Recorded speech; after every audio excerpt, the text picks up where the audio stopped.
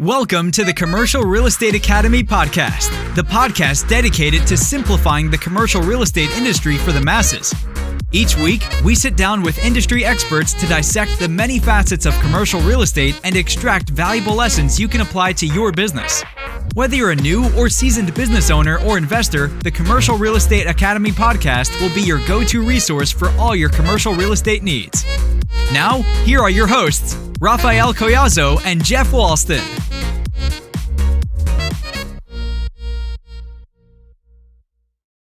Welcome to the Commercial Real Estate Academy podcast. I'm your host, Raphael Collazo, here with my co-host, Jeff Walston. How's it going, my friend?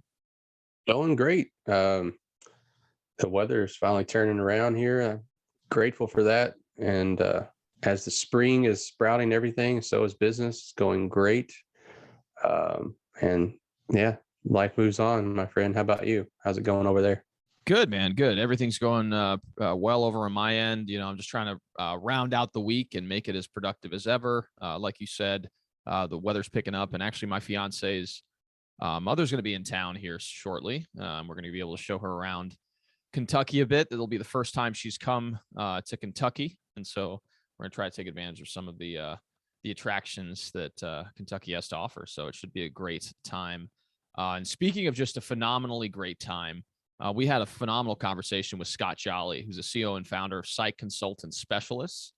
You know, Scott and I, we were actually introduced via a mutual friend of ours named Drew White, and he spoke very highly of him. And when we actually got a chance to dive into the podcast episode, I could see exactly why. I mean, he's just an impressive individual who had a very unique background, you know, coming from, you know, the construction side of things, and now becoming more of a specialist as far as consulting is concerned for large projects, commercial real estate projects across the country. So within the podcast episode itself, we kind of talked a little bit about why he decided to get in the commercial real estate industry in the first place. You know, he has a history of, you know, his family being in the trades. And so it was always something that was very inspiring to him and attractive towards him. And after a stint, going to college and learning a little bit more about different things that he was interested in. And then ultimately he also played soccer in college and won a national championship at a junior college. You know, he decided to jump into the commercial real estate industry full force. You know, he took on unique responsibility as far as jumping out and taking the entrepreneurial leap, you know, several years ago. And starting his company, Site Consulting Specialists. And so we talked a little bit about what that thought process was like for him, and, you know, how he was able to manage the first few years of building up his business when you go from making, you know, well over six figures to now taking on a responsibility of providing for your family, even though, you know, you may or may not know where your next paycheck is going to be coming from. So we talked a little bit about that.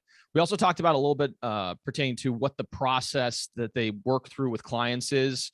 It's definitely a holistic and unique process where they really walk a client from start to finish as far as the construction process is concerned. And they actually even work with clients. Let's say they've been working with a, you know, GC for a while and something goes awry and they need someone to step in to kind of take the lead. They also work with those individuals as well to make sure they get their project back on track and they're able to save, you know, in a variety of different ways when it comes to material costs, making sure that the subcontractors properly vetted, et cetera.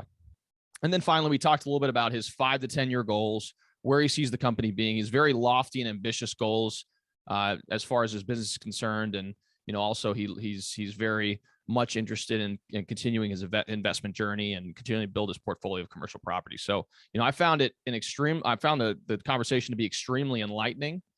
Jeff, what do you think?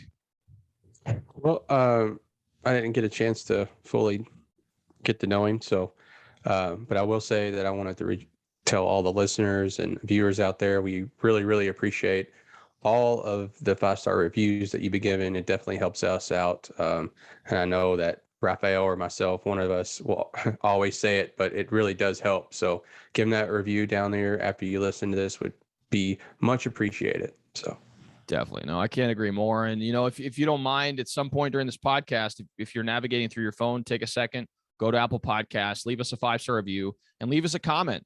Say what you like about the podcast, say things we can improve, maybe talk about some, or let us know what type of guests you'd like us to have on, because we're always looking for feedback from our audience to make sure that we tailor the podcast to be as valuable as possible for you guys. So again, we greatly appreciate all the support.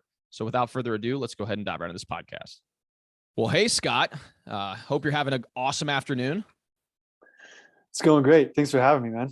Oh, for sure. Yeah. And for those of you guys who are listening, I believe we got connected through one of our common connections, Drew White. We actually had him on the podcast a while back, and he thought, you would add a lot of value to the podcast. And, I'm really excited to dive in and learn a little bit more about your backstory and, some of the projects you guys are working on. Cause just by looking at your LinkedIn and, doing a little bit of research on you, it seems like you guys are doing some pretty cool stuff. So Yeah, we're having fun. We're growing fast, and we work on all aspects of commercial real estate. So hopefully there's something for your audience to take away from the conversation. Oh, for sure, man. No. So what we typically do when we first get started is we like to learn a little bit more about the person themselves. So maybe you can give us a little backstory on your history. I think that'd be awesome. Yeah, so I can ask questions on any part of it, but I grew up in the trades, really. My grandfather was a bricklayer and a concrete mason down in Mississippi.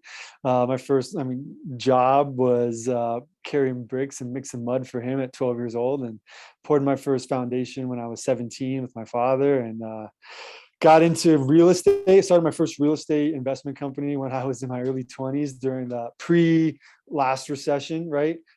2005, 6, 7, pretty much kind of got my butt kicked in that recession, and learned a lot. I didn't walk away owing a ton of money, but I did have to foreclose on some homes, and kind of went back to work, and I got a really good job down in, I was living in Northern California at the time, got a job in Southern California, working for a paving and concrete commercial company down there. And they were struggling through the recession too, which is why they hired me. And so we were at the time, we were buying duplexes, single family houses, up to 32 unit apartment complexes, fixing up in the Bay Area, Sacramento, Northern California area, and then moved to Southern California.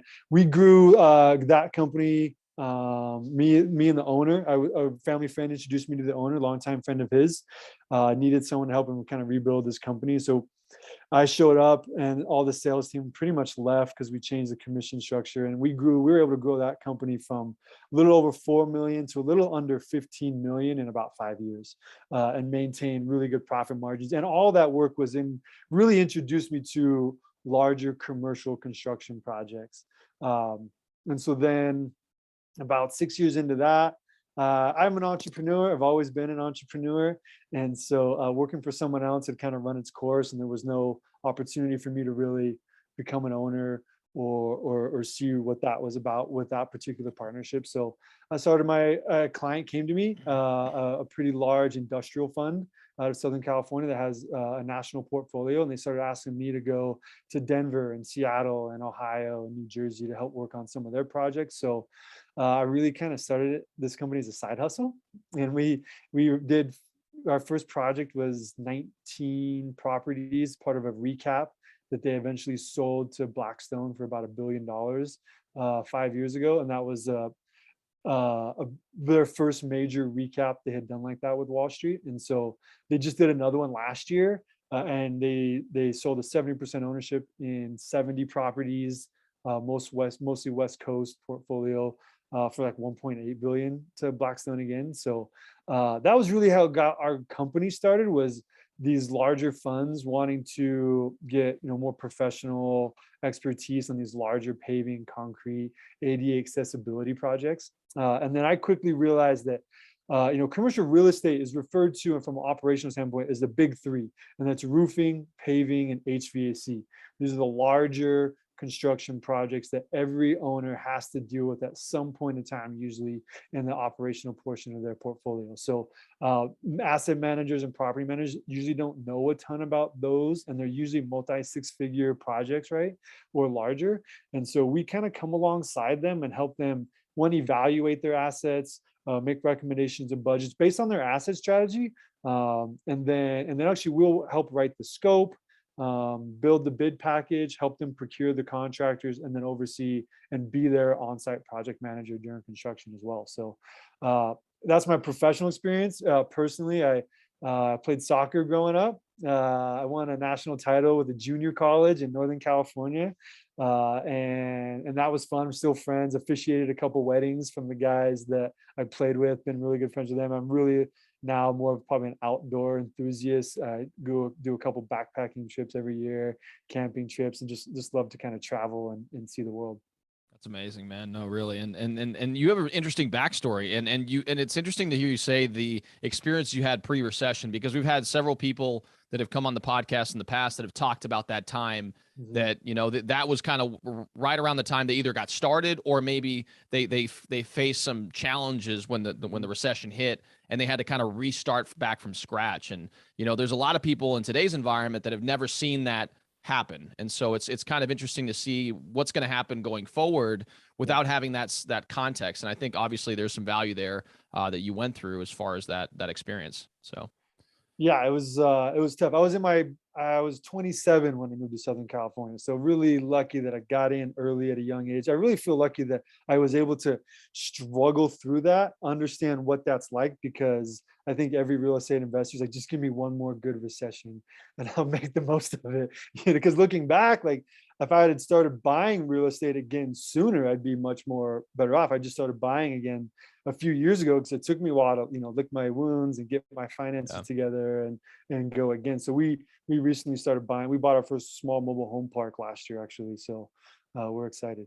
That's amazing, man. No. And so you mentioned that entrepreneurial jump, and a lot of people we interview on the podcast have had or are entrepreneurs, right? They start their own businesses and they kind of venture off on their own. Can you talk about the thought process there? Because you had the entrepreneurial ventures early in your career, and then you grew this company with I'm assuming your mentor and everything else up until $15 million. What was the logic there? And what point did you feel comfortable to take that jump? And then maybe what were some of the struggles you faced when you did take that jump? Yeah, that's a great question. Okay, so I started reading really young. I had a kind of a rough childhood. We don't have to go too deep into it, but I had a little bit of a rough childhood. Woke up when I was about 22 years old and decided to kind of change my life around. And that's when I started reading. And Rich Dad Poor Dad, honestly, like one of the first books that one of my buddies gave to me. And I just realized that two things. Like I've always been super stubborn and hated people telling me what to do. And then secondly, like having someone else tell me what I'm worth. So that was a big part, even though, granted, if everyone else looked at me in Southern California, I was in rough numbers making $150,000 to $200,000 a year. Could have done that for a lot more years, but I'm still on an employee's tax bracket, right? I'm still on the employee side of the tax system. And so I really always, playing sports growing up, I've always wanted to see how good I could be. I've always wanted to kind of face the elements and just test myself. So being down there and making that jump, I actually went to work for one of the largest HVAC contractors in the country called Southland Industries. They did about 850 million last year I was there. And I really did it to get rid of my conflict of interest so that I made comparable money, and actually went from a team of about, we had 50 employees at the paving and concrete company to Southland, which is like 500 employees. So it really introduced me to a real big corporate structure, right? And what that would look like, and running a director of business development, running a large team. But it wasn't really self-satisfying. Someone else was I was looking at the guys that, like the president of the division, it was going to take me 10 years to get his job. And I was probably still only going to make 250 to 300 grand a year. So only like 20 or 30% more than I was currently making. Right. And so I was like, man, that's the ceiling. Like I had a ceiling and I didn't like that. So the struggle was really, is this having enough confidence that this consulting thing was going to be, I saw a need because my clients were coming to me, right? Being in the business, I could see how contractors play games, the low bid scenario, all these things. And so I really felt like there were, and I felt like a lot of clients, managers are bidding one project off at a time. And so I just saw this need and I was like, okay, this is one company out of thousands of these, multi-hundred million, multi-billion dollar companies that probably face the same problem. So can I educate them enough? So that was really the big struggle, is having the confidence in myself, having a business partner that was willing to really go the distance with me, which I do have, thankfully. And he has a lot more, I would say, even operational experience. He's 10 years older than me, got his first contractor's license when he was like 19 or 20 years old. So he's got 30 years of experience on his own. So, the confidence to do that. And honestly, man, we sold our house in Orange County. We made a decent profit. We bought the ugliest house on the street, fixed it up, did a lot of the work ourselves, walked away with enough money that my wife and I did the math. And if we had to liquidate everything, we had enough cash to live on for 2 years if we didn't make a single dime. And so we went on a 3-month trip around the country because I knew it might be the last vacation I get for a while. And it was true. Like, I just went on my first real vacation in almost 4 years to Disney World. It was great. But it was really just like, do we have enough cash to make it? How much runway did we have?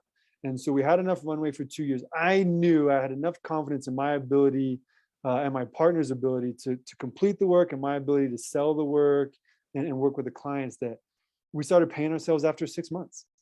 And I was like, okay, we can do this. And then slowly it's been just building a business of people, right? Bringing people into the organization that we can replicate what we do, take on more projects. We've added services. So we've now gone into the commercial PCA, PCR. In California, there's a big deck and balcony law now for HOAs and apartment complexes. So, trying to bring more value to our existing clients is really kind of a long answer for your short question. No, but it's great to hear your insights pertaining to that, because that's the key for a lot of people, especially those that are listening to this podcast, because a lot of our audience members are in the commercial real estate profession, whether they're in the brokerage space, banking, or maybe they're interested in getting into the space themselves. And that jumping point is something that occurs for everyone. I actually come from a software background. I'm an engineer by trade, and I made a similar jump back in 2019 and had a similar logic to you, where it's like, I look at the people who were 10, 15 years ahead of me and said, do I want that life? Do I want what they're doing on a day-to-day basis, the lifestyle that they have, the work that they're doing? And I came to the conclusion that it was not what I wanted to do. And I learned pretty early on that wasn't. So that was the first piece. And then the financial runway piece is phenomenal with what you just said. There's this book called Set for Life by Scott Trench, who's the CEO of Bigger Pockets. And he talks about building that financial runway, where he took on, I think, a financial analyst role, where he was doing some work that he really didn't like doing, but he house hacked. So he bought a house and, fourplex and essentially saved up about 6 to 12 months of expenses. And then he said, okay, well, now I can make a jump somewhere. And even if I make half of what I made before and I take on something more entrepreneurial, the upside potential is significant. And I bought a fourplex back in 2019. And that's kind of what enabled me to get into the brokerage space, which is the first 2 years in brokerage, you're making almost nothing. So it's one of those things where, if I didn't have the reserves in place and the expenses at a low enough point to where the runway sustained itself for at least a year, like my runway was about a year.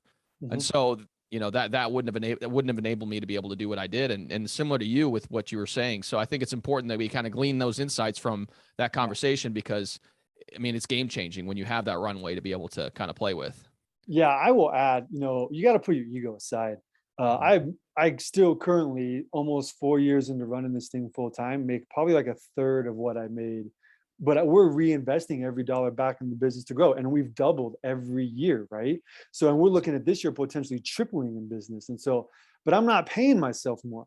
And I cut my expenses down. Last year, we paid off both vehicles, not getting new ones, right? So we cut our expenses. And, a lot of people might look at that and think, I'm not going to get to go on vacation. I can't go to Europe this year. I can't do all these, I don't drive a new car, I had to put that ego aside and say, hey, you know what?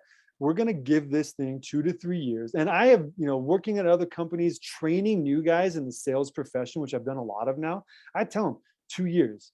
It takes a full year to really fully grasp all the information in the business that you're in.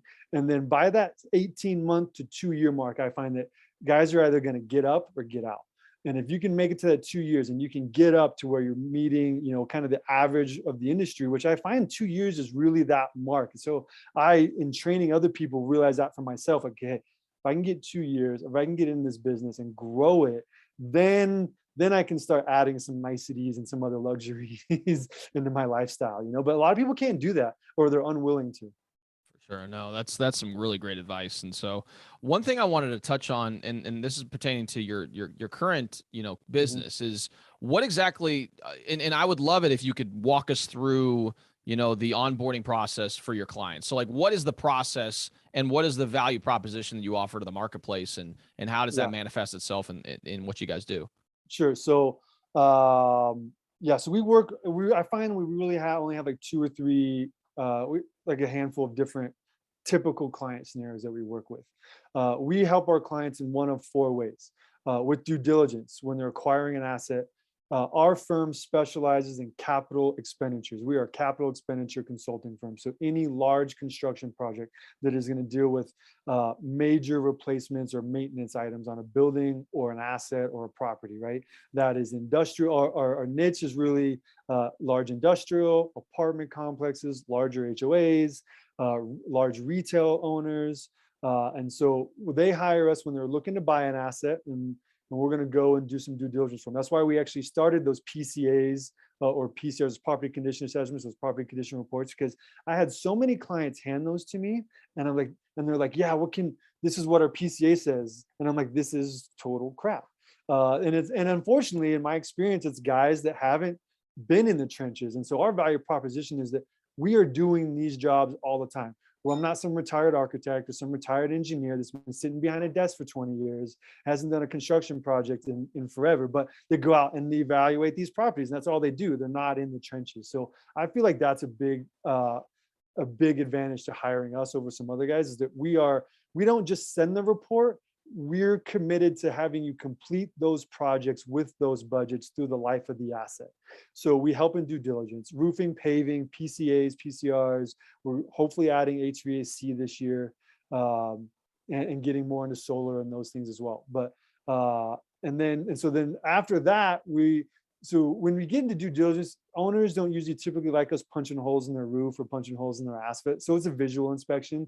The full evaluation is the next step. We're actually taking core samples of the roof, understanding how many roofing systems are in place, what's there, what's the deck material, how is it holding up, maybe do a moisture survey. Asphalt, same thing. We're taking a core sample. I want to know how thick that asphalt is, if there's multiple layers, what's underneath the asphalt. Is it native soil? Is it rock base? Is it clay? What is it, right? And then we're helping provide recommendations based on their asset strategy. So one of our industrial clients, they're looking to recap every 7 to 10 years. And those leases are usually 5, 10, or 15 years. You don't see a lot of 15 years today because the market's so crazy. They're only signing like 5-year leases, right? But we're trying to get them through that lease or that particular asset strategy, so that when they're done, if they're looking to sell, they're not going to take a haircut on these larger capital projects. And then what we'll do is, once they give us a budget and they approve a project, the third stage is bid packages and procurement. So we write the bid packages, we solicit contractors, and we'll work with owners or managers if they have contractors they like or they trust. And hey, we're not opposed to working with the contractors you already have. What we do want to make sure is that they're self-performing the work.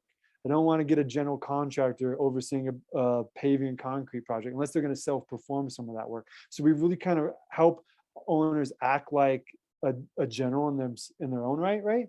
And so we'll write the bid package, procure the bids, make sure everything is truly apples for apples, because they're filling out our form, our bid package.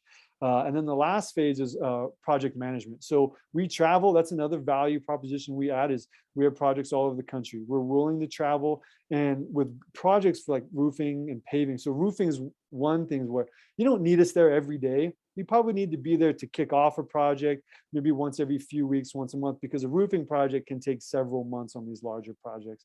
A paving project, I can do $500,000 worth of paving in 2 weeks. And so we're there the whole time, because questions do come up. There are some anomalies almost always, right? And you need someone that's knowledgeable in the field to make those quick decisions with an owner's mindset. And that's probably our last value, is we actually do buy. I have bought real estate. I do own real estate, commercial real estate. And so I can put that hat on and say, okay, what is the asset strategy here? What are we trying to accomplish? And make those decisions that are in alignment with what the owner's wishes are. And so that's really our whole process from beginning to end. And we, during the project management, we're taking notes, we're testing material, we're testing compaction, if it's a roof, we're getting manufacturers reps involved to make sure that the the roofers installing it per the manufacturer's requirements so that we get the warranty that we're requiring, right? And that's really kind of like our whole process from beginning to end.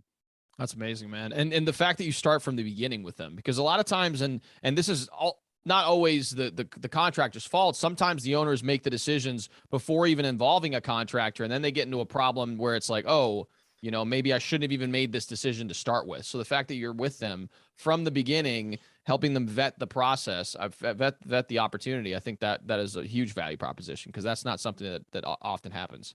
Yeah, we have been brought into the middle. We just got one in San Diego, a large 400 unit apartment complex, and they actually had a contract. They got one bid. It was a general that was subbing out almost all the work, and they were having soil problems like right away. And so we kind of jumped. So we can jump in the middle of things if things go sideways. I've gotten one of my best clients, I love her to death, and she has called me on Friday of Memorial Day weekend telling me about $150,000 change order they got in Chicago. I'm like, hey, can you look at this? And we were able to look at the plans and look at the engineer specifications. Like, hey, the contractor actually missed it. So it wasn't, they're getting hit with the change order. That was really the contractor's fault. And so we were able to kind of step in, realize that. And now the owner is a great owner. They're not looking to screw the contractor. So they met in the middle on it, but the contractor eventually had to say, yeah, we missed it. And so they ate some of it, and the owner was able to come up with a little bit more money to make them whole. But we do both. We've gotten in the middle of some sticky situations, and our key purpose for our company is to protect. We're here to protect, and not just owners, but I've been a contractor. My grandfather was a contractor, right? My business partner owned a construction company. I understand both sides of the fence. I'm not here to screw anyone. And people, I think, have that misconception about consultants sometimes. It's like, hey man, I've been in your shoes. I know what it is. We're here to do things the right way. We're here to make sure that everyone is protected. That's amazing, man. No, that's a huge value proposition for sure. So could you kind of, just to provide some context to what the process that you just explained, can you kind of tell us a little bit about maybe one of the projects that you're working on currently and how that, manifests itself? Yeah, sure. So, start with Kansas City. It's fresh, right? Yeah. We were just there. So the client called us, LinkedIn contact actually, that I had never met before. A lot of my clients the last couple of years of COVID have been that way. And so he calls us, say, hey, I've got, major paving problems, kind of holding his cards a little close to his chest because he wanted to reveal his budget. We're just, just getting used to us, wanted to learn very similar to the process. So they contact us. And so we go out there and say, hey, yeah, I'll fly out there. I got to rent some equipment to do our core sampling.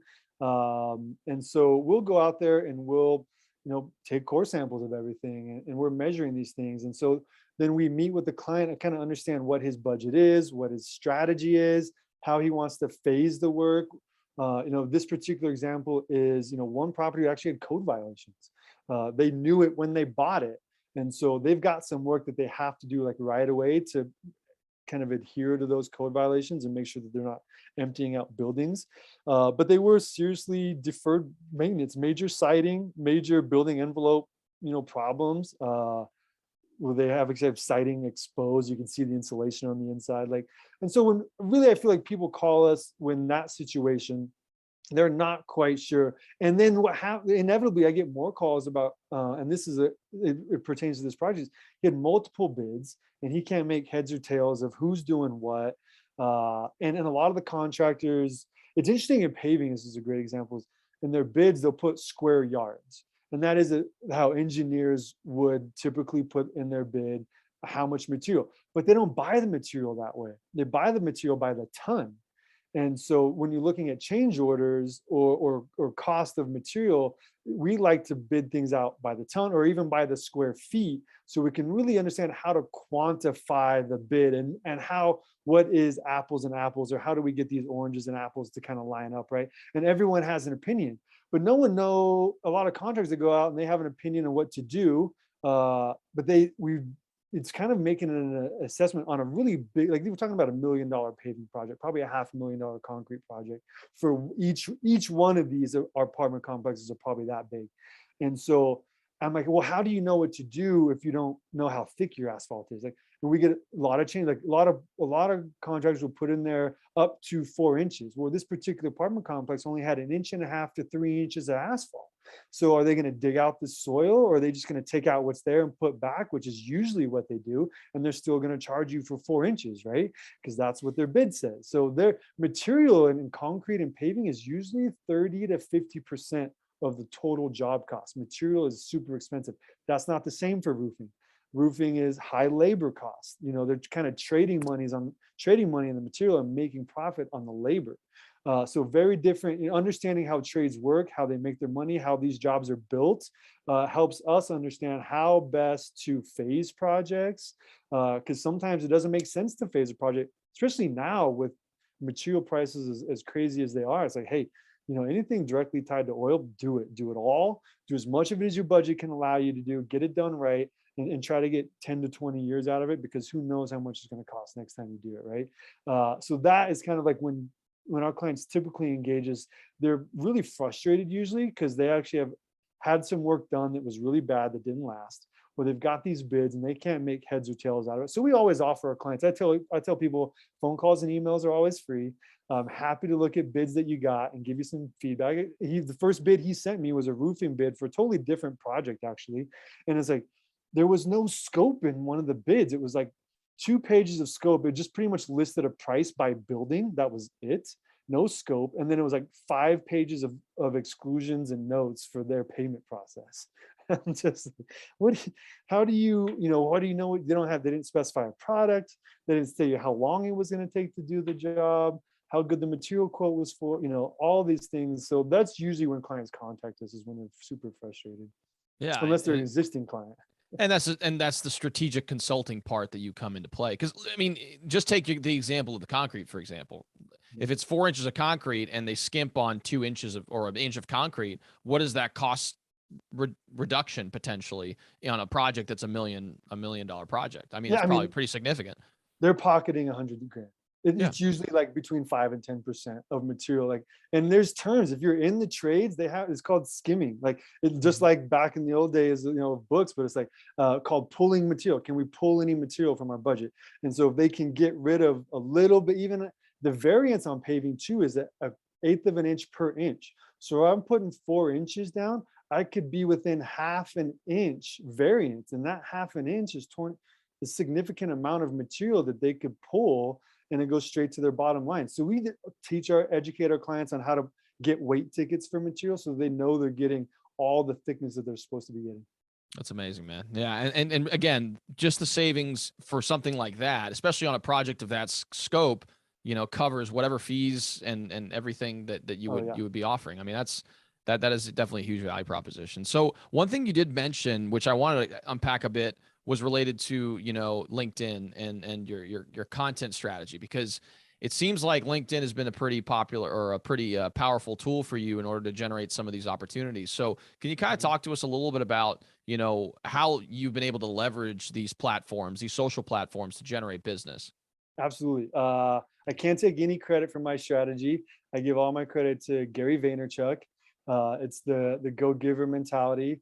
It's the jab, jab, jab, right hook mentality that he has, right? And so about 4 to 5 years ago, he was really bullish on LinkedIn. And he's like, the organic reach is unlike any other platforms out there. And I believe it still is, actually.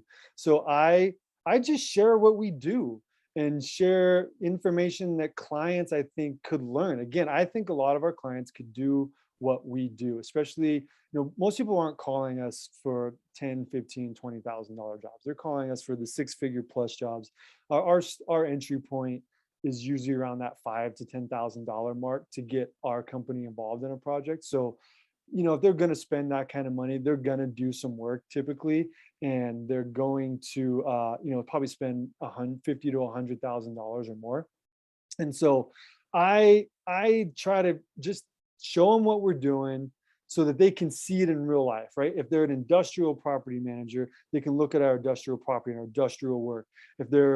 I try to educate on materials in the industry, because we're in the age of technology, right? And the materials in this industry are actually starting to change. They're starting to make better materials that last longer, or can kind of maybe extend the life of our existing like roofing or paving, right? So we don't have to completely tear everything off and start over again. There are other options out there. So really my LinkedIn strategy is just to educate, educate, educate. There's a few organizations that I really support, BOMA and IREM, Building Owners Managers Association, Institute of Real Estate Management Association. And then for HOAs, we do a lot with Community Association Institute. Those are both national and international organizations that we're heavily involved with, and try to learn as much about. See, I tell even our employees, we're in the commercial real estate business. We're not consultants. We're not contractors. We have to know almost as much about their business as they do so that we can understand their language, so we can talk their talk. And so when they're talking about asset strategies, when they're talking about recaps, when they use that language, I know what they mean, and I can tie that to materials. I can tie that to construction processes. So my link, and then so I use a function on LinkedIn. I wish I would have done more connecting before they put a limit on how many you could do every week now. I would have done a lot more, but I use the search feature, and I just search for asset managers, or I search for HOA managers or property managers. Those are my target client. And so I know I've got about 7,500 connections now on LinkedIn, not a ton, but I know that like 80% of those are in my target market. And so I just try to give to them as much as I can. I don't even send a lot of messages. I get more messages from other folks on my content that reach out. And then I spend about an hour a day, and I just scroll through and comment and like and interact with folks and try to provide value, especially all these polls are super popular now. So they've got a poll, I'll put some comments in if I've got additional information, but I do actually try to provide comments and, value in the comments. And then if someone has like post something, I'll send them a message and say, hey, I saw this post. Here's what I would do. And I'm not even trying to get business. I'm just saying, hey, here's what I would do. Hopefully it helps.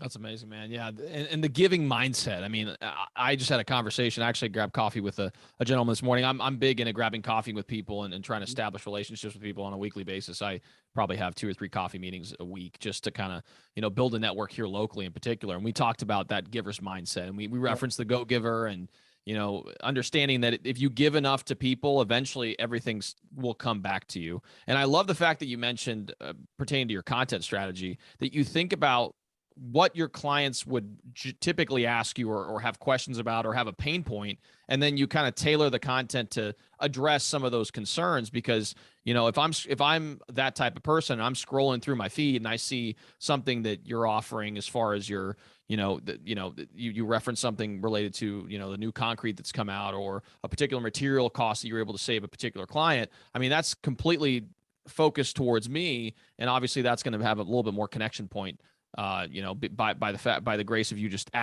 providing some value. And then the engagement piece too is also something that's very important as well, because it's very easy to kind of just get stuck scrolling through LinkedIn and just kind of consuming content for the sake of consuming content. But the real value, as you pointed out, is to keep giving value to other people by liking, engaging, commenting, and just, trying to be a resource for other people. I mean, that's really where I've seen my LinkedIn start growing as well, is just continually engaging on a regular basis. So yeah, I 100% agree with that. And one thing Gary Vee mentions is not everyone is going to buy from you, and I think that's okay. I had to get over that, right? I want everyone to hire us for everything. It's like, no, but the ones that, once they realize how much work goes into what we do to do a project, what I would call like the right way, it's like people are too busy. We have a huge human capital shortage right now, right? And so how can we, they're not going to do things that way. And so then like, you know what, I'm just going to call Scott. And I feel like, hey, for the cost of a part-time assistant, in that $10,000 to $20,000 range, to have someone run a full multi-$100,000 or multi-million-dollar project, is like, that seems pretty cheap, honestly. And we can charge that and make money because we're really good at it. And again, it's just this lane, like we're good at this lane, right? And then we don't try to veer off too much. If it's on the outside of the building, it's probably us, and we'll help out as much as we can. That's awesome, man. No, great advice and great insights, really. So, you mentioned the growth you guys have experienced over the last several years. I mean, obviously, I think the sky's the limit for you guys, and you really are providing a significant amount of value. Where do you guys see yourself in the next 5 to 10 years with the business? Yeah, we want to compete with partners. We want to be the big player in the due diligence. We want to be a true commercial real estate partner with the entire industry. I want to start training property managers. I want to just start giving our education away and really make a difference in our industry. I think that we're going to build some software and hopefully try to cut down on some of these due diligence costs. I think the cost that some of these investors are paying for due diligence is extraneous, especially banks. They're getting a PCA every time a property is refinanced, which is every 3 to 5 years on average right now, right? So, and they're gonna spend $10,000 or $15,000 on a PCA every 3 to 5 years. It just seems ridiculous to me. So, commercial real estate's been real slow to come around to the technology side of things, and I think there's some real room for improvement to cut some of these costs, to bring some transparency to the industry when it comes to these deferred maintenance, to these larger construction projects. And so I think we would really like to compete with partners. I think they're about 300 to 350 million, and they almost like 80% of their revenue is like PCAs, PCRs, and phase ones. And so I'm like, hey, we in 10 years, I've been telling my clients now, we want to be seen as eye to eye with them. That's amazing, man. No, and that's great aspirational, goals to be able to reach to. And I think you're right. I mean, I think there is a huge gap in the technological adoption within the commercial real estate industry. I actually went to a commercial real estate tech conference last year in New York City, and and I was able to see some of the cool technology that's coming down the pike. And I mean, it's just amazing, some of the innovation and just amazing entrepreneurs that are out there that are providing super high value to the industry. And so again, I think that, what you're referencing with your technology and everything else, if you do invest in trying to get that squared away, I think it could add a lot of value to the industry. And I think there's a lot of people out there that would take you up on that offer as well. So yeah, thinking Carfax for commercial real estate. There you go.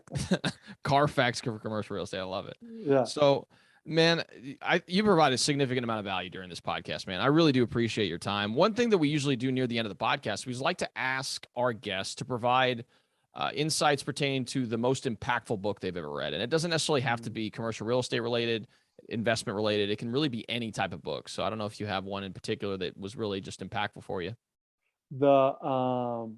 Okay, so I've read a ton of books, and the one that I think, I read 2 around the same time, but Jocko Willink wrote a book called Discipline Equals Freedom.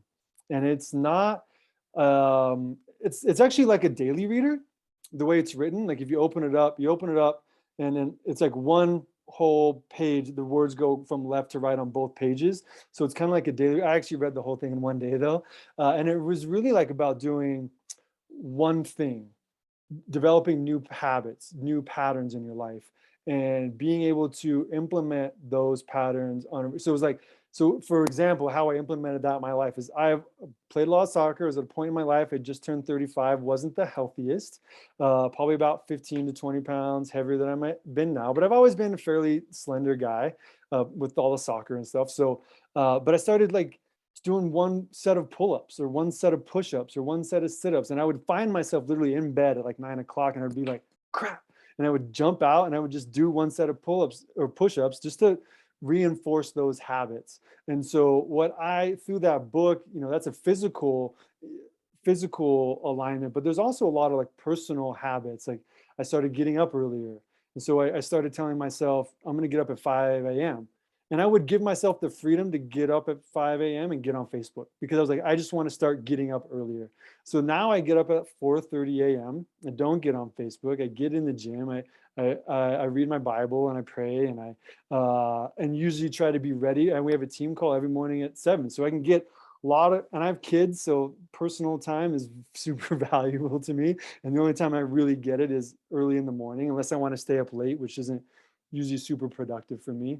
So that was a huge book. And I think it was a timing in my life where I needed to start reinforcing different habits.